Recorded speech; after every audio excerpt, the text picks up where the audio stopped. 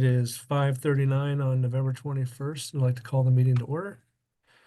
The first item on our agenda, let me pull it up,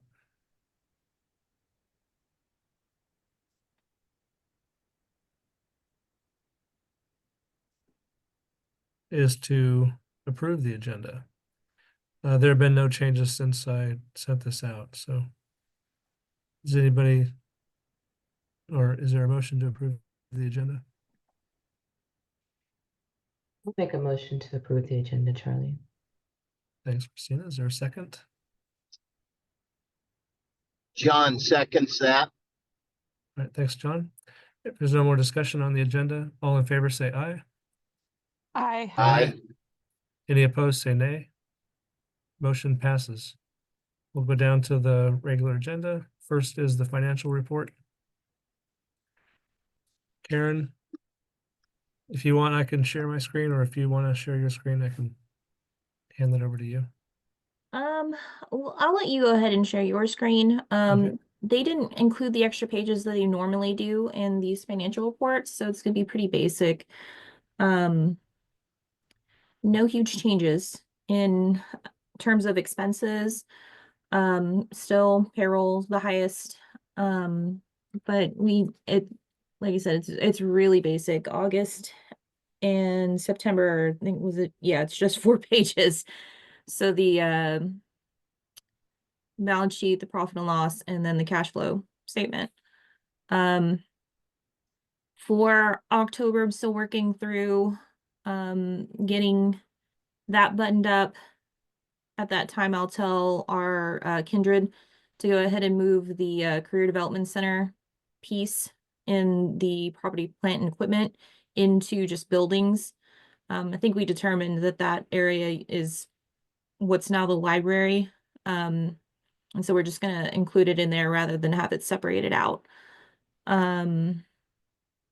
Cash wise, we're looking good still. In October, we received our 4th quarter payment from the city of the from the agreement. Go on. We don't really have too many accrued liabilities. Like I said, this is a modified cash basis. So I mean, AP got caught up. Primarily, we just have the note with the city for the building. Also, as I'm still trying to work through getting the rest of the documents that we need to get the audit completed, one of the things that I'm waiting on the city is to get us a new amortization schedule, to get that, to make sure that what we have on our books is correct. A reason to believe that it is not. But yeah. Otherwise, our statement of revenues and expenditures, donations still down from our goal. So I think that's going to be important to talk about since we're going to be talking about budget tonight, how we want to drive more donations, what kind of fundraising events we would be interested in doing, or what kind of fundraising budget we would be interested in having. Otherwise, yeah, Do like you want me to pull up the September one? I have the August one on my screen. yeah, go ahead and put September. I mean, Figured it's more current. more up to date. Okay. Yeah. You see there's a negative $1,900 amount. So in August, we received, I reported this to the last meeting, but we received a fraudulent check. Someone wrote a check to us on behalf of, I think it was like a funeral home for $1,900.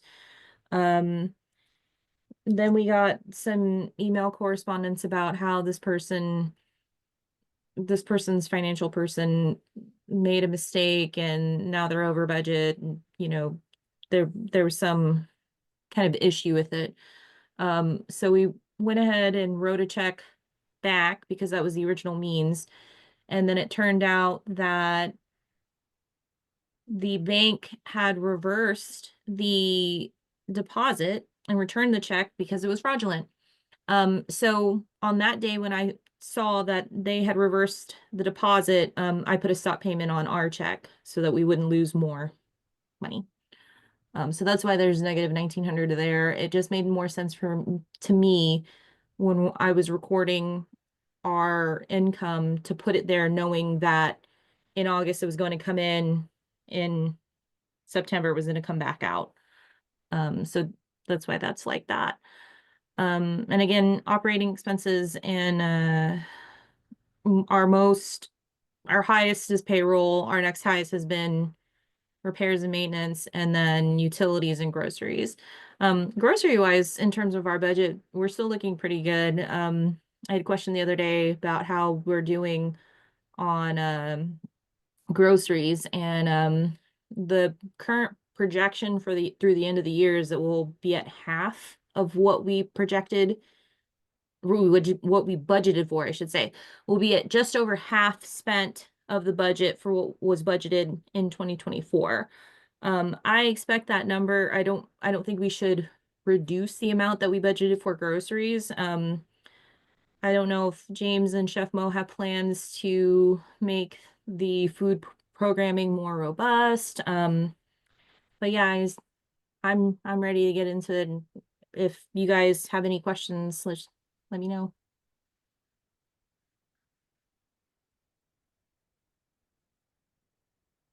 And cash flow on a month where we don't have the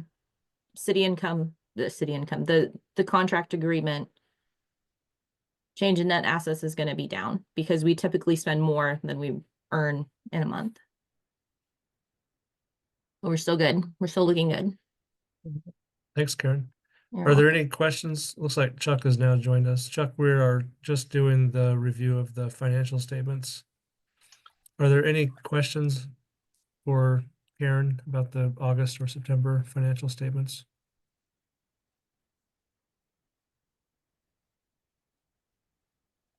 Okay. I'd entertain a motion to accept the prepared financial statements for August and September.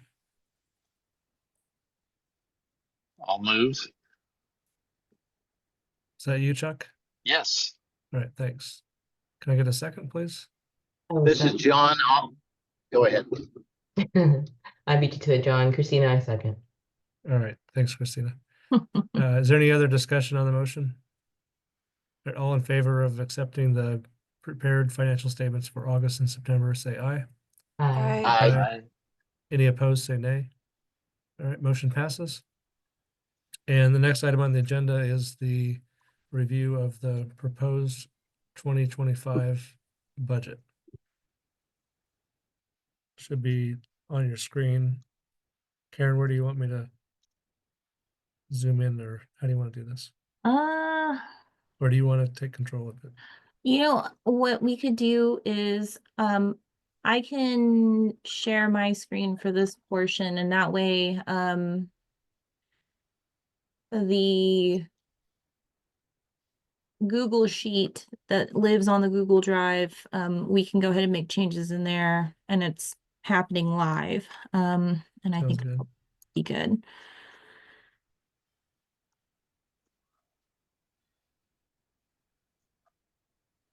All right. And then I will.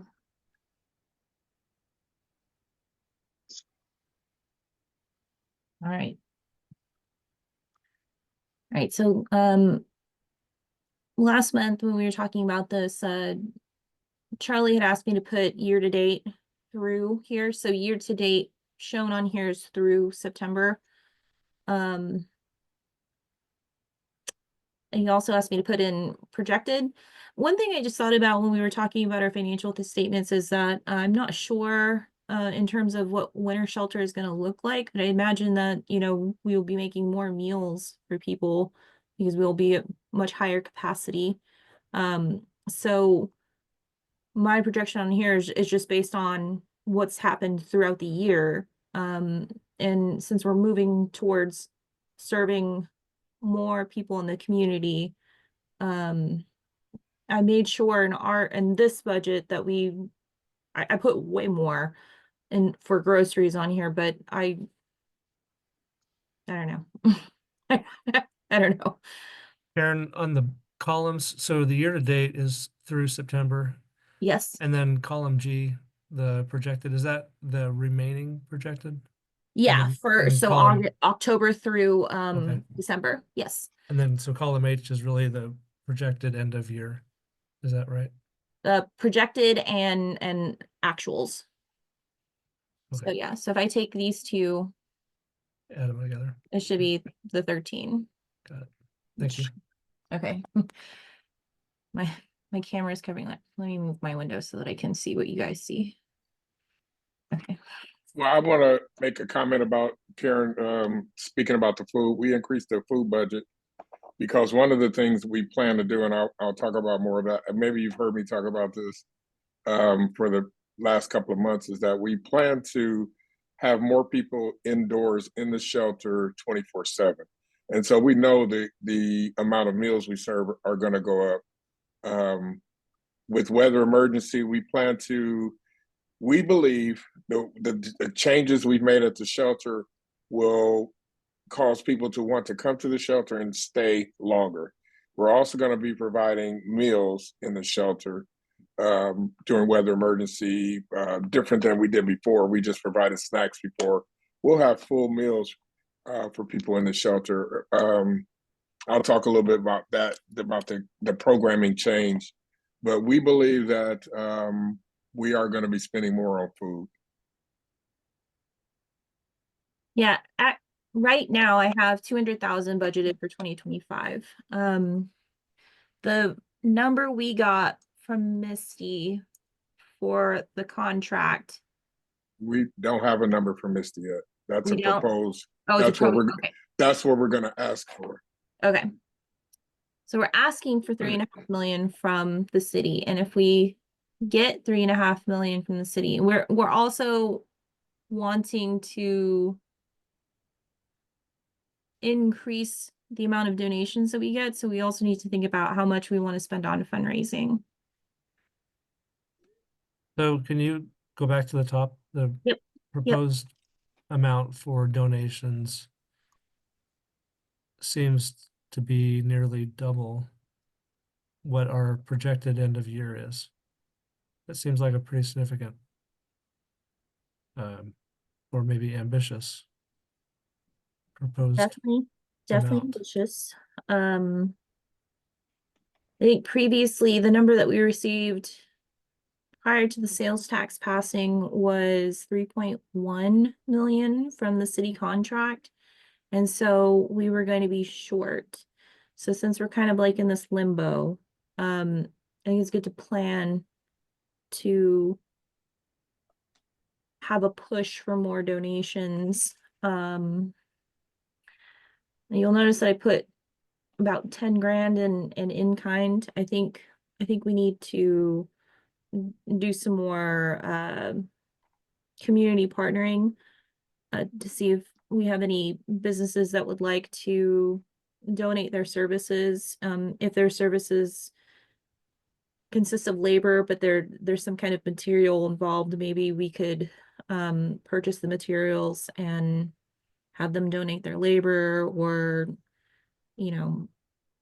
as I know there's still some ideas and some things that perhaps James and Kim want to accomplish within the shelter to make it more lively. That's not a good word to use. One of the things about donations, and I can speak to that, donations and fundraising, I'm in the process of developing a plan to greatly increase how we look at donations and fundraising, and how having that be a focus of 2025. I knew when I started that we would have to increase that. Some of the things we've done have caused me to believe I need to go a different direction about how we do that. And I'm working with Misty and myself and some outside contractors to think of a way to dedicate more time to doing that. So I believe with the plan that I'm going to come up with, it's going to increase donations, and because we have to start shoring up that part of our agency. I mean, I'm working on it. There's not a lot I want to say because it hasn't come to fruition. That's something I can share with the executive board, but that's what we're going to be working on. That's what I'm going to be working on these next couple of months to get that shored up for the beginning of 2025. You know, I guess when I look at this information, I see Go ahead, Chuck. Sorry, I you see started to say something. aspirations perhaps, but I don't understand exactly how we can looking at what our actuals have been to see such huge increases. If we want to have those donations go into a rainy day fund or something to bolster shortfalls in revenue from other sources, I could see how that could play into the picture. But if we're counting on donations that have not occurred and we historically have not been able to achieve, and we've actually seen them go the other direction, I'm not sure that we should utilize that for the basis of any financial planning for 2025. Yeah, I'm willing to admit that my background is not in nonprofits and agencies, and I don't have a real good understanding exactly how money appears. And I guess my background picture that I'm imagining here, because of what we're hearing coming out of Washington and what we're hearing coming out of Topeka, is that a lot of our other funding is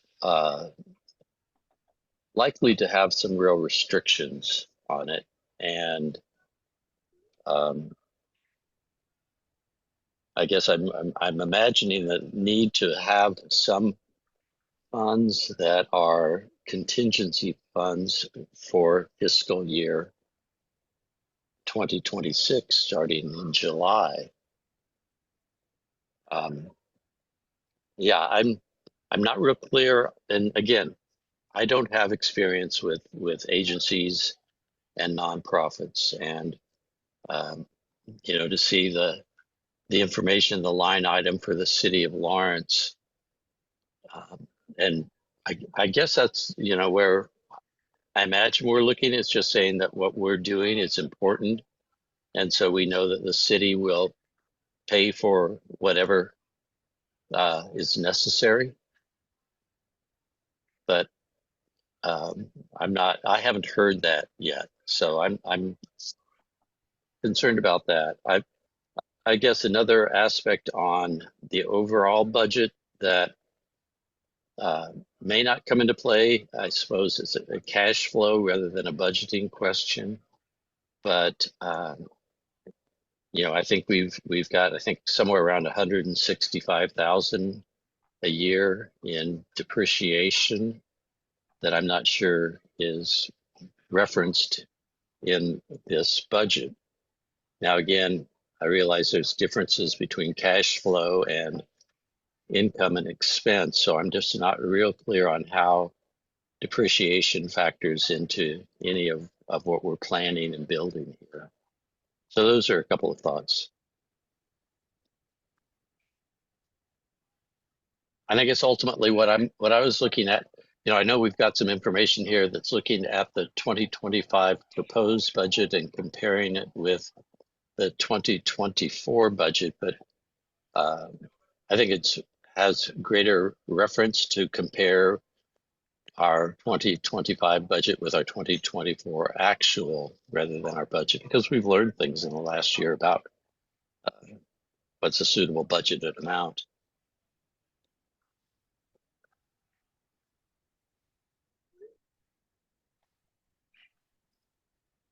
Do others have thoughts on the budget they want to share at this point? I'm wondering if you could scroll back to the top. I mean, I think it'd be helpful just to kind of review this projection around revenues. And Chuck, I heard you also just question whether the city proposed amount from the city of Lawrence, if that, you're questioning if that was the basis of that? Is that what you're asking, or are you looking at the rest of it? Well, I mean, I think the city obviously is our single largest source Mhm. of revenue. And, you know, I assumed that the sales tax scenario was to come in and replace the loss of the ARPA funds, not that it was going to be an additional on top of previous. But again, I've not been involved in those discussions with the city, so I don't know whether we've actually been told, hey, yeah, 31% increase for you this year. That sounds good. Just know that, you know, from the bits of pieces of in the news, it doesn't seem like many aspects of the city are getting a 31% increase this year. So I'm uncertain on that. James, would you mind speaking to the cities, the amount that's in the budget? Is my understanding is this is based on us expanding services even further with the additional pallet shelters in the back of the LCS property. Yes, part of that increase is going to be to operate the pallet 24. There is we're going to be funded. I think the board approved me to sign to accept some funding.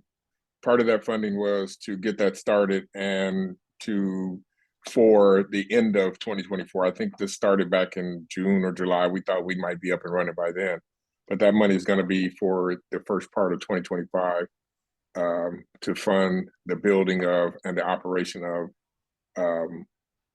the pallets. But a lot of it was going for staff, so we don't have the staff for the 2024 year. We're going to use that for as much as we can for 2025. So that 3.5 is inclusive of the new pallet 24 and all the operations for pallet 24 and our existing operations. The village, I think, I don't know if we get an increase for the village at all, but I think that stands at 1.5, I believe. I'd have to go back and look at the last contract, but I believe that'll be the same. The sales tax increase wasn't for the shelter, it was for the homeless services division, and it went to that division to do what they need to do. And part of that, I think the biggest budget for the homeless services division for Misty is the Lawrence Community Shelter. So a lot of that would help fund us to where we need to be. So that's why we're asking for 3.5 to do all those things, to all the things that we needed. Thanks, James. Mhm. So I think that 3.5, I see Karen, you're just adding some notes in there. I think what's important to kind of be clear on is this is a kind of an additional expansion of services, which is why the contracted amount is expected to be higher than it was previously.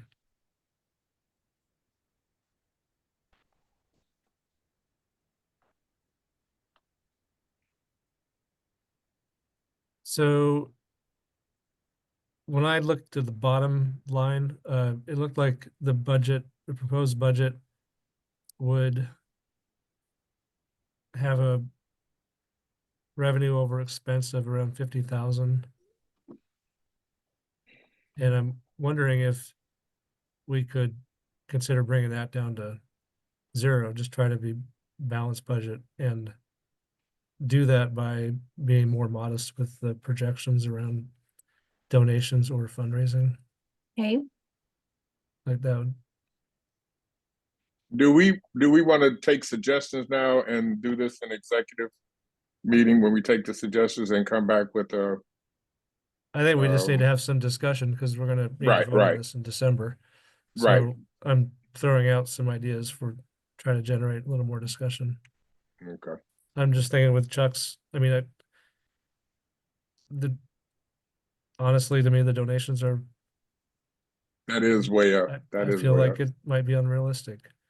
Well, And typically you wouldn't budget for a surplus, you would budget for, yeah, if I Um, would move this around, I would say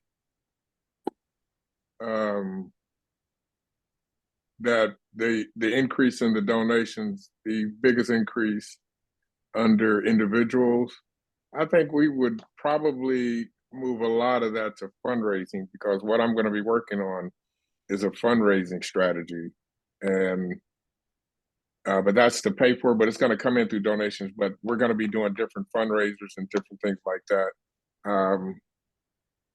And because I don't have a lot of that locked in, I don't want to say too much about what my plan is, but the plan is to definitely increase it. I know we've talked about where are some of the shortfalls in the staffing patterns that we have, and some of the things that we need to do to shore up and start to work towards some agency building, and I know that that's one of the places that I need to work on. So I have a plan. Misty and I have been working on a plan to do that. I had a question, just kind of wanted to dive in on foundation funding. I see that the Douglas County Community Foundation supplies a little bit of a fund. What is the other foundation funding, and how are we going about searching for foundations to help fund? So other foundation funding would be Maximus is one. Maximus is definitely one. We have some other like America Online Foundation don't contributes. We have some Thrivent charitable foundation contributions from there that hit our account directly. So we don't receive a check in the mail necessarily from them. Those are the kinds of foundations that are encompassed in the other. And do we actively have a strategy to search for foundation fundings? Not that I'm aware of. so previously it looked like in 23 and 22, there was significantly more foundation funding than we've achieved in this year. Is there some explanation for what's happened to that? Like, why would we, if we don't have a strategy, then it seems like we ought to be calibrating this down to what we're, currently receiving. We are currently working with the city hired a grant writer, Okay. and we're actually in the process of writing some grants. I know we have one that we turned in. We found out that we couldn't achieve that one, but we're turning another one for about $100,000. So we are actively working on writing different grants right now. The city, Misty hired a grant writer, and we're pursuing every avenue we can to search out new grants and provide some funding to meet some of our initiatives. Do we know more about the foundation funding from the 2022 and 2023 years? I don't have that right now, but I'm sure Okay. we can get that. I mean, we can get who the foundations were and why they're not funded now. Well, there's a lot of things that we're finding out late in the game about funding and things like that. There was a lot of things we had to figure out as we go along, especially when it comes to funding, who was funding us and who's not funding us, and some of those things. I'm being kind of vague right now, but there's a lot of things we're finding out going forward. Okay. Charlie, I guess one of the things you had mentioned, the revenue minus expenses being 50,000, which momentarily threw me off. but I realize I was working from a spreadsheet, the budget that was provided yesterday. So a lot of the numbers have changed between yesterday and today. Because if I'm just the total revenues that were listed in the budget yesterday were 4,044,000, and our total expenses were 4,284,000. We were showing a deficit of about $250,000, $240,000. So it seems like maybe some of the revenue numbers have been changed in the last day to try to brighten that picture up, perhaps. But again, there are things in here that I'm not quite sure about. We've got a $90,000 expense for worker comp. Now I'm kind of wondering if that actually is the fee structure for our professional organization, because just for work comp, that seems like a significantly high number, and I think that expense would come down. But then again, the question that I had posed earlier is, should depreciation show up in this calculation of budget, or is depreciation not regarded as a budgetary item? So depreciation, when we look at it on our financial statements, we're looking at it as an expense that needs to hit our profit and loss statement, because what's being depreciated sits on our balance sheet. So technically the expense has already been done, but we can't fully expense it on the P&L. So it doesn't touch our net assets account immediately. So everything like payroll and groceries and our repairs and maintenance, those things affect our net assets immediately. When we make an investment that will sit on our balance sheet, that expense for that investment doesn't hit net investments until it goes through depreciation. So depending on the life of it. So that's why we don't budget for it. We can, but it's not like, I wouldn't say it's like a real expense. It is, but it isn't, if that makes sense. No, depreciation is an odd character. Yeah. I just know that we do show that in our income and expense monthly statements, and so it shows up in that, but it doesn't seem like it's showing up in the budgetary calculations. I mean, would you prefer to see it on our budget? The only way in which I think it matters is that it gives us an alignment with what we are then reporting. Otherwise, on an annual basis, for instance, I'm assuming that any reporting that we have to do should factor that in as well. And so if it was in the budget, it would give us that alignment with what our annual reporting would show. Okay. Karen, one other way that this isn't on the format that we use for this, but another consideration is to put the net assets kind of at the starting balance, and then the change in net assets, and then the projected ending balance. That kind of brings some of those other financial reports into the budget document. Don't know if you're familiar with that I'm not. sort of approach. So for but- the county community partner budget submissions, that Excel spreadsheet that's used, it includes an approach similar to that, where you show your fund balance essentially, and it helps to try to monitor, what's our percent of our fund balance that, that our expenses account for. So if we had that on this document, we could then track it and know that, we're at our reserves are 25% or whatever. 25% is a common goal.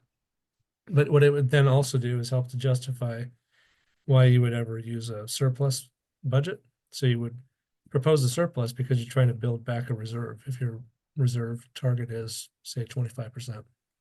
Okay. But without that, it can look on its face as if you're just trying to create a surplus. So that provides context for why might an organization create a budget that has a surplus.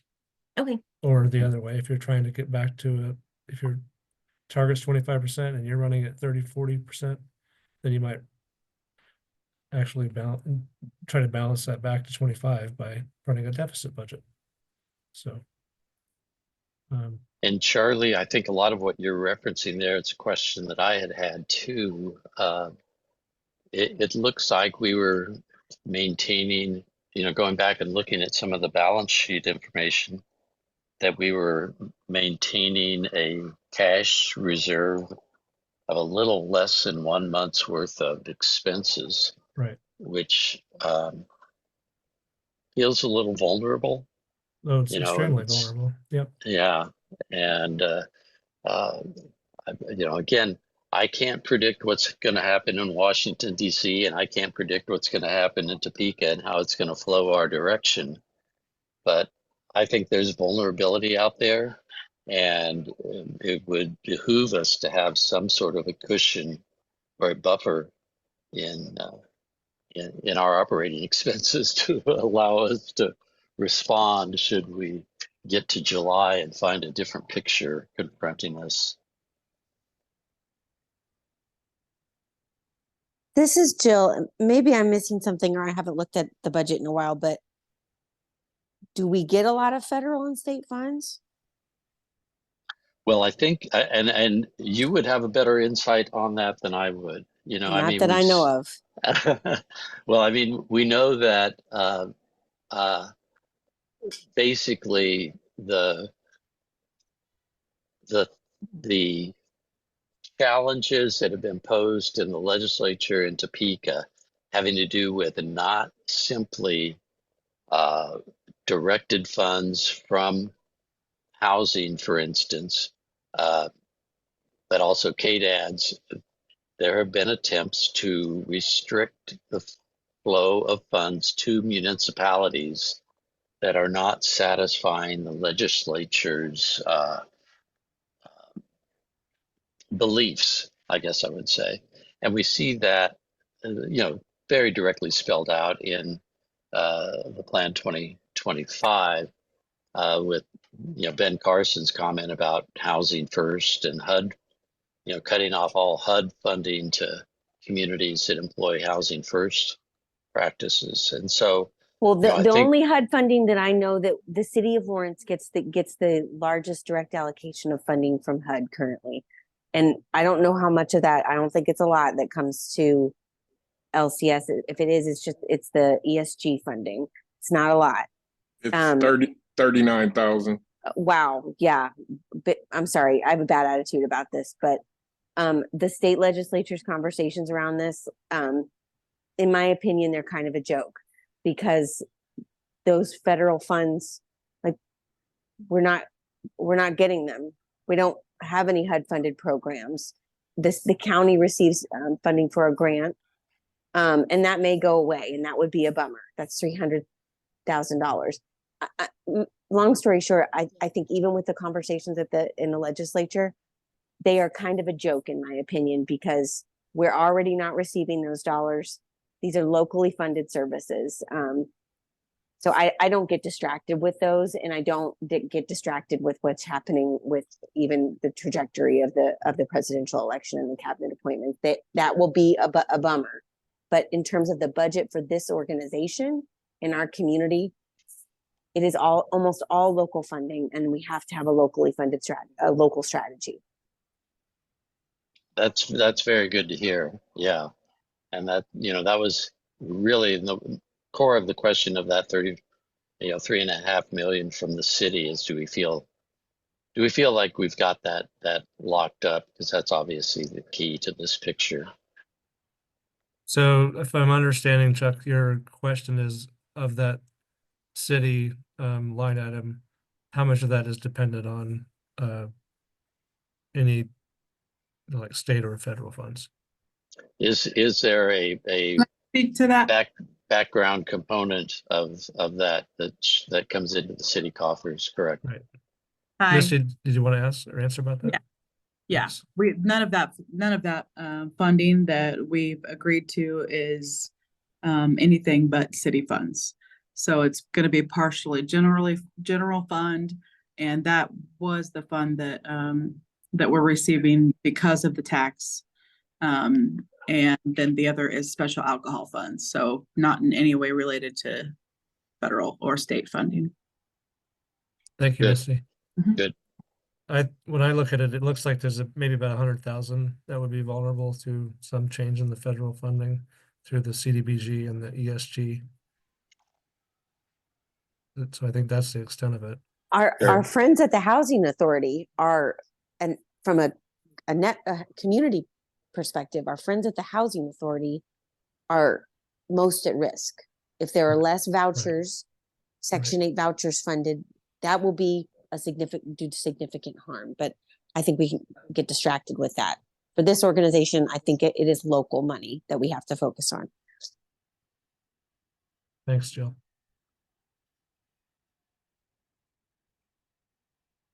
And so I All don't right. want to shift our conversation too far off of the great discussion, but I had some more questions about the budget.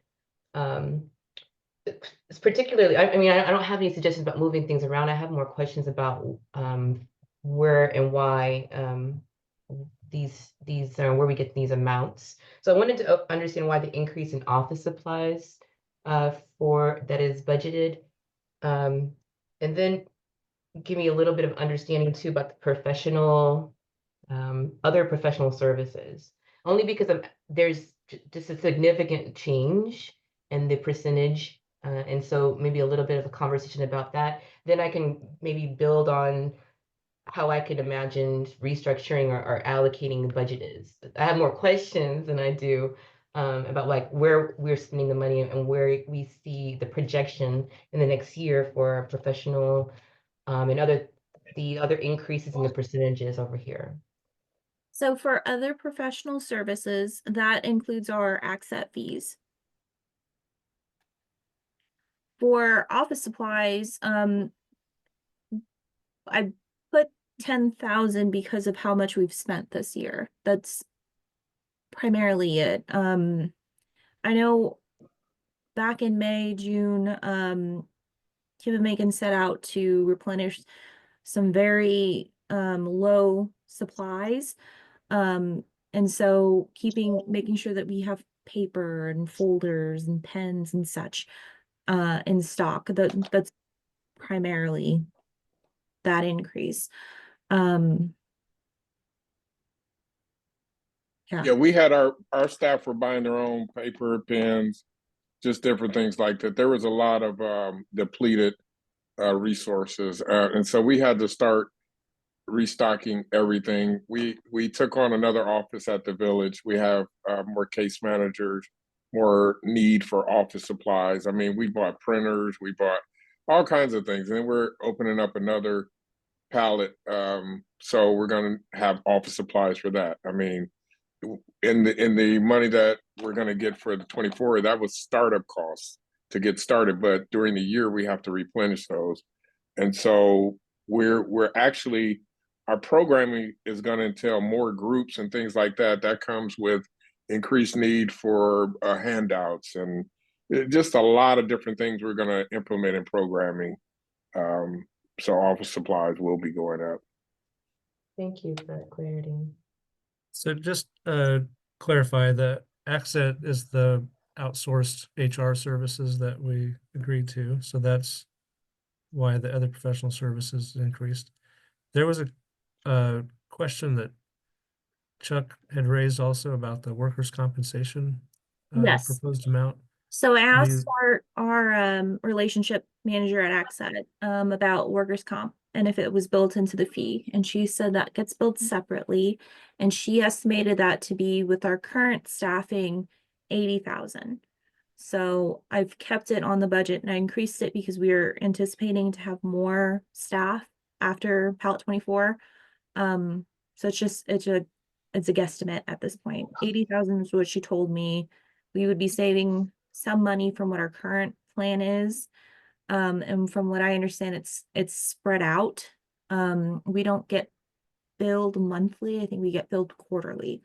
So like the plan year is split. So that's the number. So I guess I'm a little confused how that's savings. It looks like a pretty significant increase, greater than the increase, like our year-to-date projection for this year is 18,000. Yeah, I- I think there's savings that we will find in that category. I would be really surprised to find that we end the year with that as an expense item. It's just it's certainly beyond what anything I would see at that salary basis. I guess I also thought with Accent,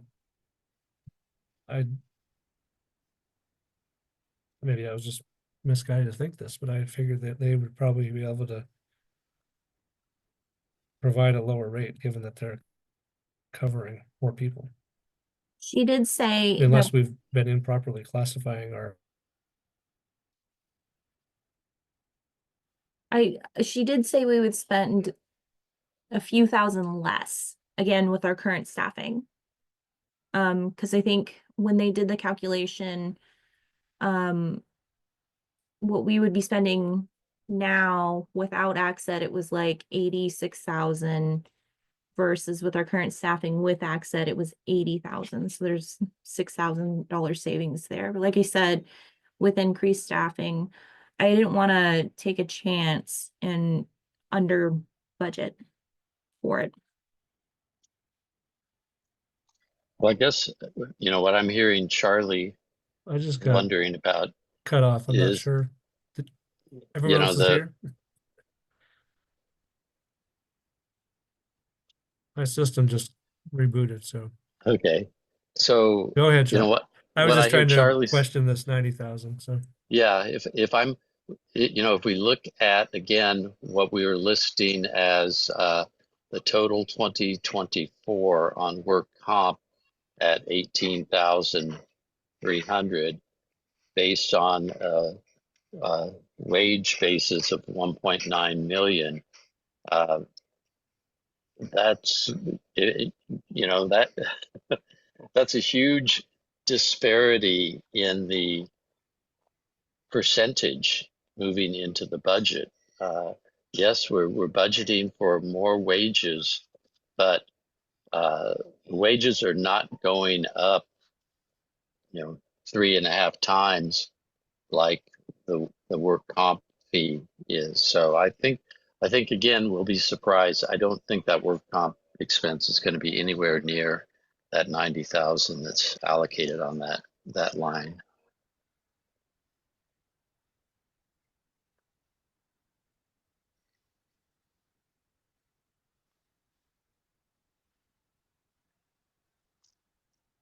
I think, well, Karen, what would be helpful is maybe to take a look at that with Accent to better understand like why there would be such a significant change. Okay. If we had our previously had workers misclassified, then that might explain it. But I'd just be worried that they're moving us into something that's like not just inconsistent with our previous workers' comp plans. Okay.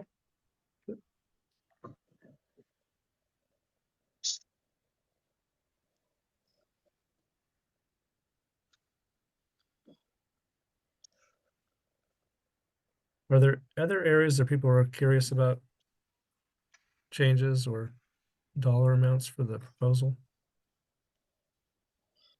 I'm just curious about what we actually could negotiate. I mean, some of these are pretty non-negotiables. I mean, I'm thinking about salaries and wages, payroll taxes, and the things we're talking about. But realistically, what I'm looking at is how we could maximize some of the things that we are anticipating.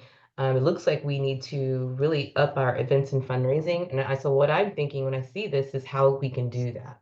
I'm not really sure about, I know the position that I'm in or that we're in is to look into finances and to try to scaffold the budget, but I'm not really seeing where we could do that responsibly, or maybe I'm missing something. But my thoughts when I see this budget is, well, how can we increase what we are looking to propose, and how can we reach that number?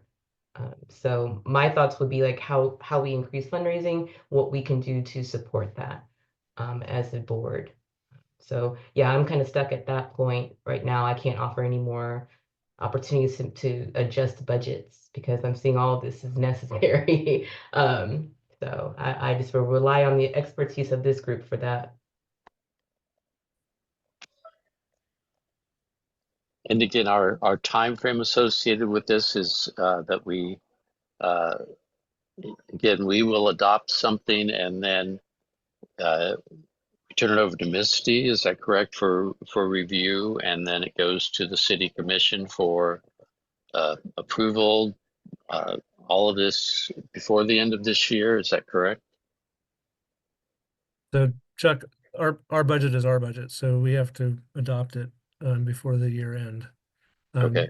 The dollar amount for the city, I don't know if Misty, you can speak to that, but is there a timeline for when that would be kind of firmed up? So the dollar amount is just the dollar amount. Like that's Okay, the only reason we could meet the request at 3.5 is because of the tax passing. So we cannot do any more than that. right. But our contract, is that something that has to go through the city commission? Yeah, so we Okay. will, yeah, so I'm already preparing that contract. So hopefully, maybe the last meeting in December, Okay. that on the agenda. Okay.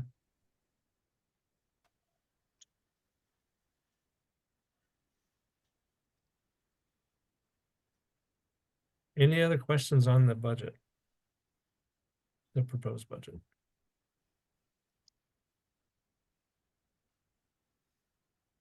All right. We're not voting on this tonight, so this is just good discussion, and I think Karen, James and exec committee will work together to revise this further, and we'll bring it back for a vote in December. Now, okay, but Yep. real quickly on that timeline, Charlie. So would it be correct to say that that our contract would have to be approved by city commission on Tuesday, the 17th of December? I'm assuming we'll not be meeting on the 24th. Will there be a meeting on the 31st on New Year's Eve?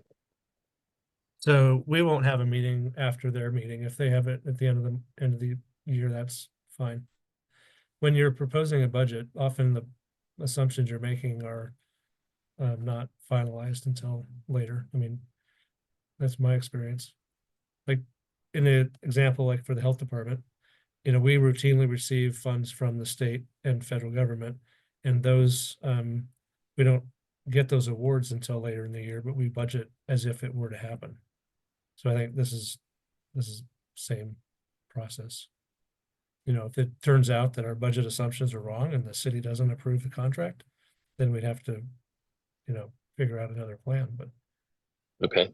with the information we have right now, this is our attempt to say, here's our plan for the budget for 2025. Got it.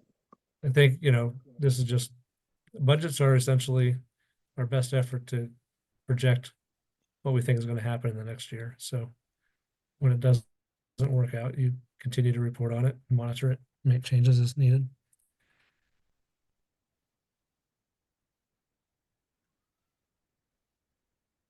All right, let's move down then to the executive director report. James. Thank you, Charlie. Sorry, I was on mute. I first want to recognize one of our board members that was recognized at City Commission. John Crable was recognized by the City Commission for outstanding homeless advocate, and I want to congratulate John. And it's a pleasure and honor to work with John. We did a podcast with John, and if I go back and listen to that podcast now, I tear up at the passion that John has. John is just a wonderful man, and I just want everybody to know that I really appreciate him, and we all should appreciate him. Be thankful that we have somebody like that on our board, and we get to work with John. So I wanted to say that first. So thank you, John. If you're listening, can they hear me? Well, I am. I'm listening. Okay. And now I'm feeling bad that I couldn't be at that meeting Tuesday night. We were happy for you. I just was so happy. Another thing I will say, John came to Misty and said, "Why don't I coordinate weather emergency shelter? So we know when, instead of people finding out the last minute when they're full at the shelter, I'll start coordinating, and so we can start diverting people to overflows and things like that before needed." I mean, just for him to say that while he's doing everything he's doing, staying up all night during weather emergency, cooking at Jubilee or whatever John does, to take on more duties. I just think that that keeps me motivated to keep doing the best I can at this job, and I just love being around people like that. It's very inspiring. So, thank you, John. Well, thank you, John. James. I appreciate it. I'm going to go back on mute now. Okay. So, with that being said, during the City Commission on Tuesday, two fundamental things happened. The first one was we passed the second vote for Pilot 24. So we have officially been given the green light by the Planning Commission, City Commission to go ahead with Pilot 24. So that's a good thing. The next step is that our engineers are going to be getting building permits written and submitted to the city so they can start the construction. We're having a brief meeting tomorrow, I believe, so we can all be on the same page, so we can kind of see when we can break ground. I think things are going to move really fast right now. And I just want people to know that with the construction coming up, with weather emergency coming up, I'm going to try my best to have it two-tiered, where we do the Pilot 24s first and then move the construction outside. So once Pilot 24 is up, we can still have night by nights outside, and then do the construction inside to increase our storage and put in more bathroom facilities without interrupting the flow of people we can serve.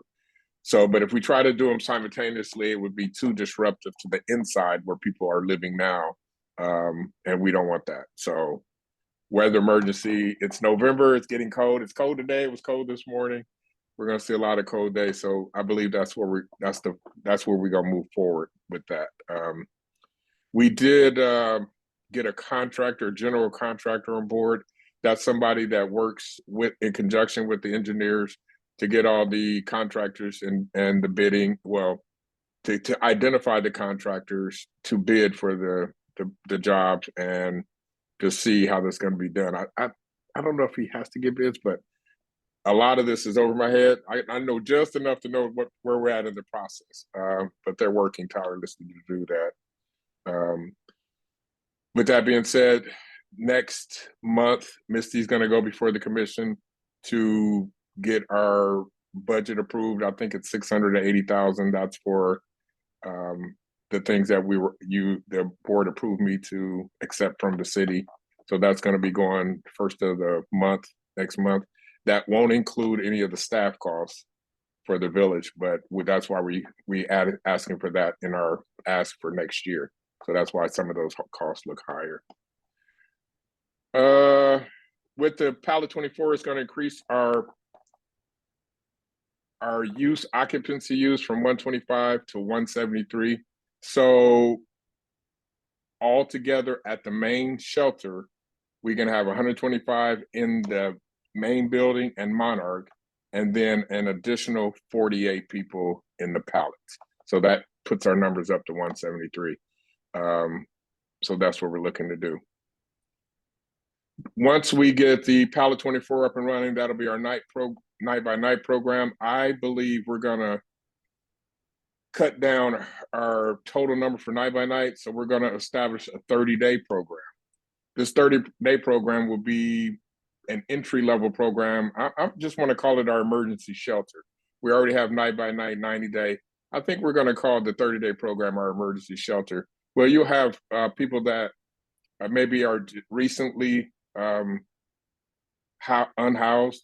So people that just got evicted, maybe lost their housing for some other reason, and just need some time to stabilize. And I hate the term self-resolve, but to do self-resolve or get some of the things that they need so they can get back on their feet to do that, or decide that they need longer term. So we have some options for people, which would be the 90-day program or even the village, depending on who they are and what their needs are, specific needs.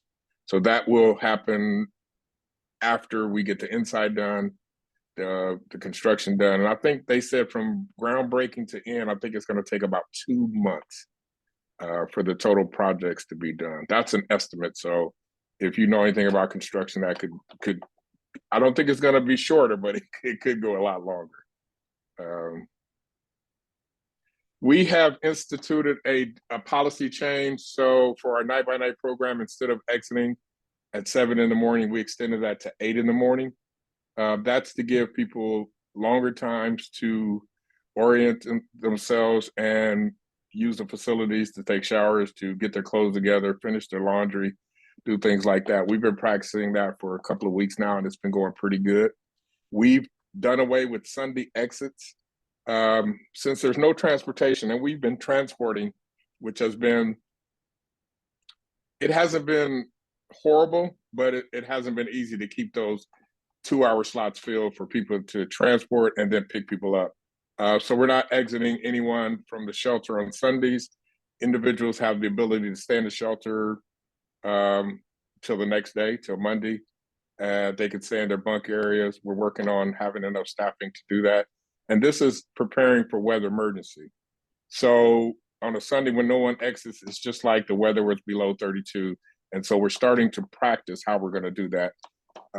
With that being said, we've instituted a schedule where we're going to have community partners come in and do groups on Mondays, Wednesdays, and Fridays. Those groups will be, they picked a time slot, but one group of those days, and we gave them a time slot between 9 and 3. I believe they could pick one of those times to institute a group.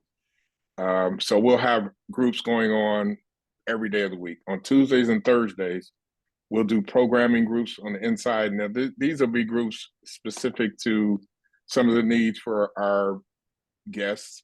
It could be budgeting, it could be hygiene, it could be general talk, it could be current topics, it could be anything that we think is important. It could be guest topics.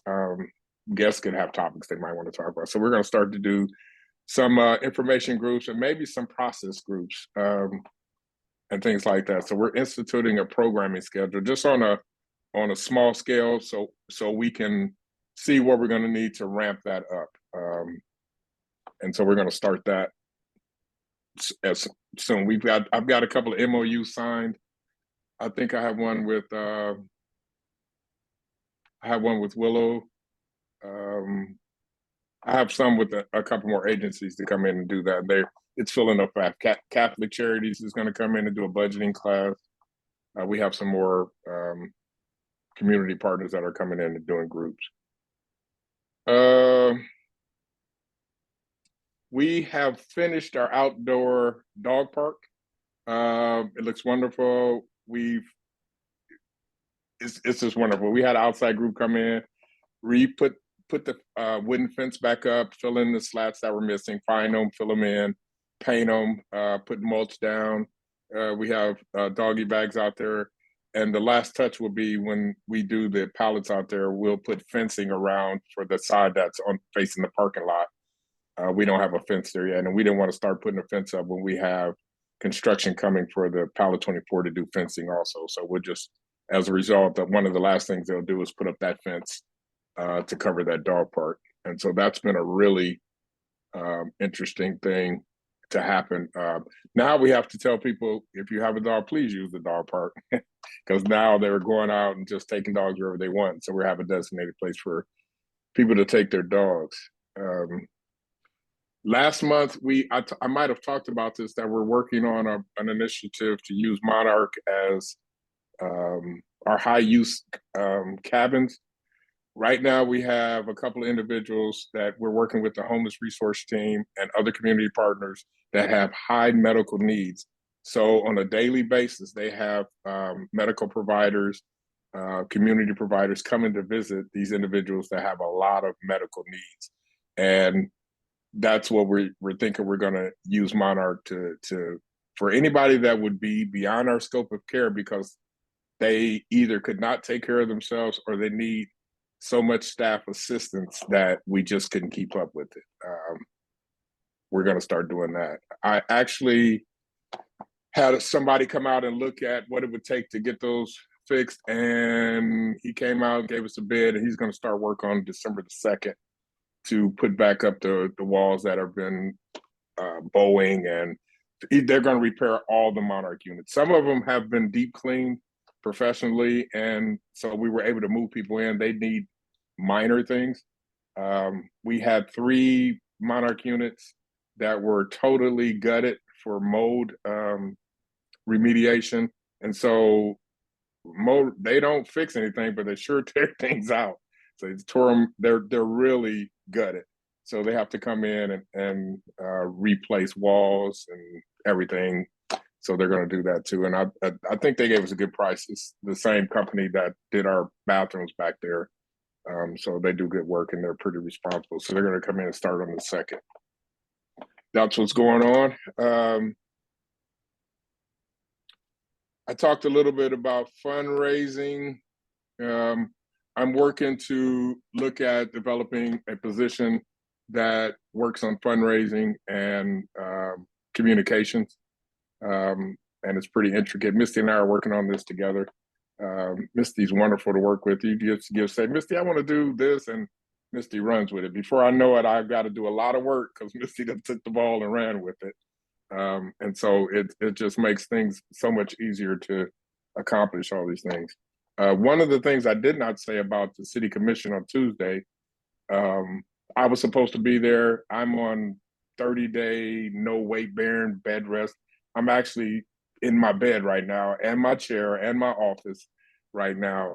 So I couldn't be there, but we put together this PowerPoint that I was going to narrate and have my executive team come up and do. They did the whole thing, and it was so wonderful. I don't know if you got to see it on Tuesday, but it was wonderful. They did a great job, and I really commend them.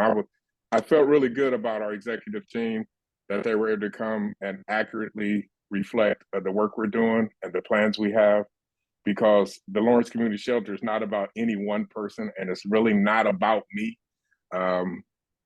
The things that are happening because the right people are in the right places, and it's not just me. I have a great team behind me, and they do good work, and they have a lot of input on things that they think should happen, and we come together and we come to a consensus, and we make things happen. And I'm really pleased by the job they did. Trying to think what else did I have. I didn't really have a lot. Accent, today was our open enrollment and employee orientation for Accent. So we had our meeting this morning where we talked about benefits. We went over benefits, how to sign up for Accent, and how to go in and put your W-2s in and do all those things and pick your benefits.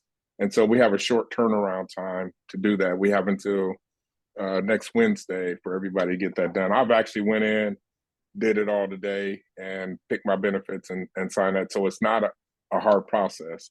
If you know, it's just me, so I don't have to worry about dependents or anything like that. So it wasn't that hard. But I think it's beautiful what Accent has done. It's given us the ability to know that we're not missing anything. I think one of the biggest things that Kim, myself, Melanie, and Karen always think about is what are we missing and what are we not doing that we should be doing for our employees? Because as we grew expeditiously, one of the slides we showed at the city commission, our management team stayed the same. We got a lot more staff in, but our management team stayed the same. So those are some of the things that I'm working to address. Misty has a whole plan for me. She's great. But I think it's going to work out, and it feels good. It really does feel good. And I appreciate the board working with me, giving me the ability to operate the way I think I need to. I don't think you know how wonderful that feels to be able to do that. So I think that might be all I have. No, one more thing about Accent. One of the problems or things that we were worried about was having the 401k. So Accent does have a 401k that they can do for anybody that's under their plans, but that plan did not cover union members.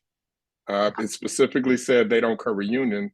So they looked out to some providers and they found a underwriter that's going to be able to write us a plan for 401k that specifically will meet our needs for our union employees, even down to if you're less than 3 years, there's no contribution from the employer side.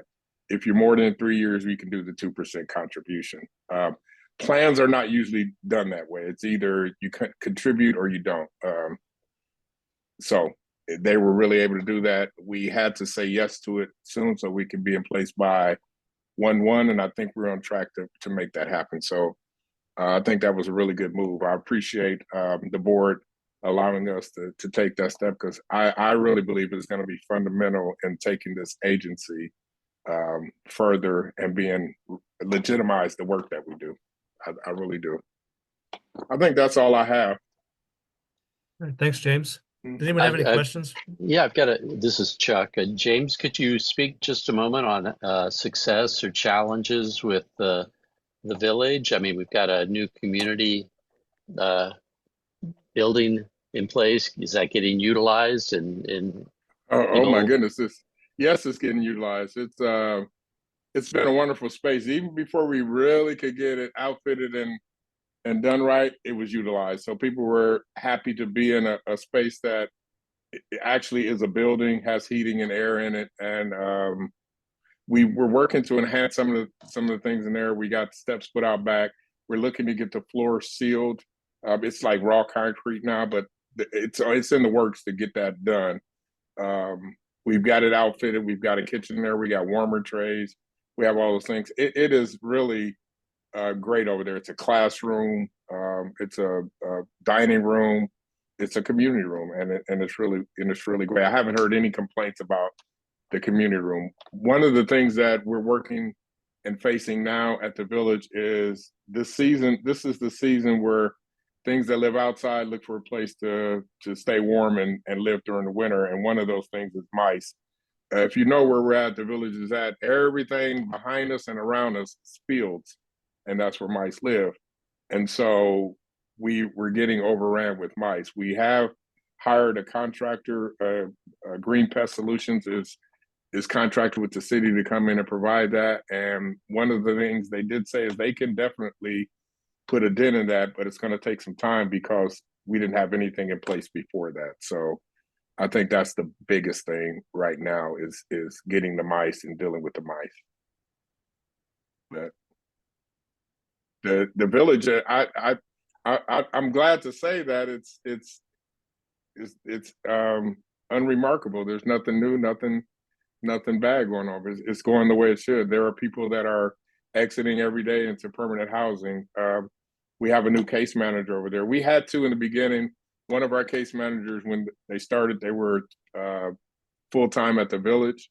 Then when the homeless response team was enacted, they were working half-time with the homeless response team and half-time being a case manager. We hired another case manager. So we didn't fully give our staff to the homeless response team, but they're going to focus a lot of what they do in the field and working on SOAR applications. She is SOAR trained, so I think that's going to be beneficial. With Pallet 24, one of our other staff is SOAR trained, working tirelessly to show us that they want to be a case manager We are actually going to hire them as a case manager. They've interviewed 3 times. Each time got progressively better. They went out and got the SOAR training. To me, that you don't have to show me anything else. That's effort. And so they're going to become a case manager. Actually, they're going to start now, and then they're going to transition from being our night-by-night case manager. Well, yeah, they're going to be the night-by-night case manager out in the pallet. And then the other case manager that's night-by-night is going to be the 30-day case manager. So we've got a lot of things working. We're moving more towards not just housing people, but actually putting some pieces in place to do a lot more programming, and actually getting to talk to people and help them individually with the needs that they have. Thanks, James. You're welcome. Any other questions from the board? All right, let's move down to executive committee report.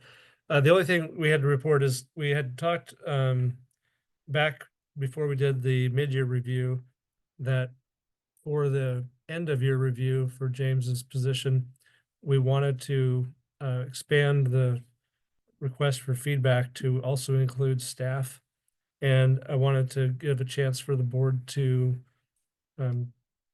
give any discussion on that, or if you had other thoughts in terms of who we might want to solicit feedback from, this would be a good time to do that.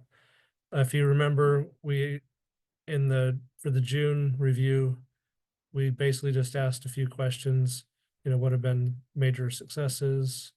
What are the, challenges going forward? It was pretty open-ended, so it'll likely be something similar. But if you have any thoughts on how we might approach the soliciting feedback from staff, or if there's another stakeholder group that you're interested in us giving some consideration to, I just wanted to make sure we had some discussion at the board level.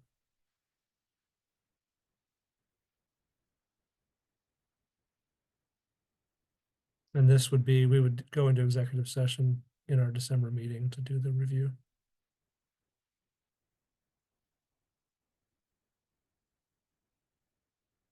All right, I'm not hearing anything, so we'll just continue forward on that and probably have something pushed out to the board, and I'll have to work with you, James, to figure out what's the best process to get a survey link out to staff to get feedback from staff. So,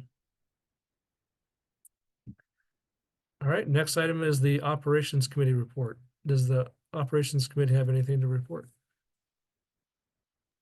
No, we do not. I recognize we have been an ad hoc committee. I'd like to propose that we kind of form maybe an external controls or some kind of committee that works on fundraising. That may be something that we consider with this operations committee, or moving into a section of what is a priority for our needs for the board and for Lawrence Community Shelter. So no, we don't have anything to report. Okay. Well, that's good to hear that you're thinking. I know that it was ad hoc, and so it's good to keep evaluating whether we need to continue having that committee. James, do you have any thoughts on that? Any initial reaction? Do you want us to form a fundraising committee? Sure. I think that would be great. Yeah, it wouldn't hurt. It would definitely help. So all right. I think that would be great. We can put that on the agenda for the next meeting if you'd like. The next committee is the advisory committee. Is there anything to report from that work? I also additionally want to report that, since Elizabeth's move, we really have not invigorated that board. I do note that from June to September, we had 28 individuals who were interested. We interviewed and reviewed 18 of those, but we still have some to examine. The last person who applied was in September. So we haven't received any new applicants, but we've had a little bit of a change in rotation. So hopefully there'll be some interest with the other board members to review and to review some of those applications so that we can get our advisory committee up and running and a strong board for that.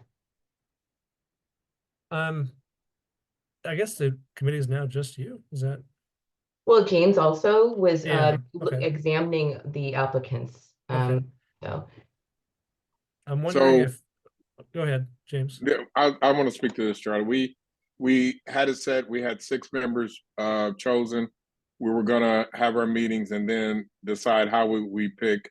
I think that we wanted. I forgot the total number we wanted to do, but we're gonna start recommending more members, community members. We were gonna actually pick areas of the community that we thought we need representation in. We could not get a quorum with the board. We only had 3 members each time we had a meeting. We had 2 meetings, 2 months, 2 months in a row, and 3 people didn't show. I think 1 person dropped off of the initial 6, and 2 people just never responded. And we have 3 that continually came back. So we're in desperate need of some reinvigoration into the advisory board. Okay. So I'm curious if so in January, we'll need to do the officer elections, and would that meeting maybe be a good time to just have a broader discussion about our committees? Or would you want to have that discussion next month? Because we could do committee assignments. I'm not sure if you're talking to me, Charlie, but I Yeah, I am. actually. Yeah, the advisory committee, I know that we have another board member who may be interested in participating in lieu of Elizabeth. So I really do believe in the advisory committee. If we need to even examine the questions and cast another wide net for folks to be interested, because having 3 strong individuals who keep showing up means that this is a necessary committee and people are Mhm. invested. And like I said, 28 individuals submit an application. So we can re-examine it and interview those additional members we didn't get to, additional individuals we haven't gotten to since September, and see if there's still interest there. But I'm open to having this conversation next month and add it to our agenda. Okay, all right. Yeah, is there any other business or any other board member items we want to discuss tonight? All right, I'll take that as a no. Last item is adjourn. Is there a motion to adjourn?